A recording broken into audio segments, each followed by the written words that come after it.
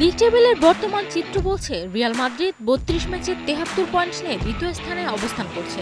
শীর্ষে থাকা চিরপ্রতিদ্বন্দ্বী বার্সেলোনার চেয়ে তারা ৯ পয়েন্টে পিছিয়ে। শিরোপার আশা বাঁচিয়ে রাখতে হলে বাকি ম্যাচগুলোতে জয় ছাড়া ভিন্ন কিছু ভাবার সুযোগ নেই আলভারো আরবেলোয়ার শিষ্যদের।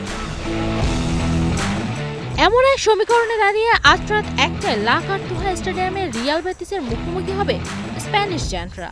তবে রিয়াল শিবিরের জন্য দুঃসংবাদ হয়ে এসেছে ইনজুরির কারণে চলতি মৌসুমের বাকি ম্যাচগুলো থেকে ছিটকে গেছেন এদার মিলিতাও এবং আর্দা গুলার। এছাড়া রদ্রিগো এবং থিবো কোর্তোয়াকেও পাচ্ছে না রিয়াল। দুই দলের মুখোমুখি লড়াইয়ের সাম্প্রতিক ইতিহাস বলছে শেষ ১১টি ম্যাচের মধ্যে রিয়াল মাদ্রিদ মাত্র একটিতে হারের মুখ দেখেছে। তবে মাদ্রিদ সমর্থকদের জন্য দুশ্চিন্তার কারণ হলো সেই একমাত্র হারটি ছিল গত মৌসুমের অ্যাওয়ে ম্যাচে।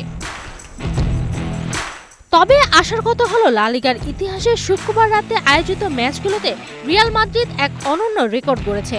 ২০০২ সালের মে মাসের পর থেকে শুক্রবার অনুষ্ঠিত কোনো ম্যাচেই হারেনি রিয়াল।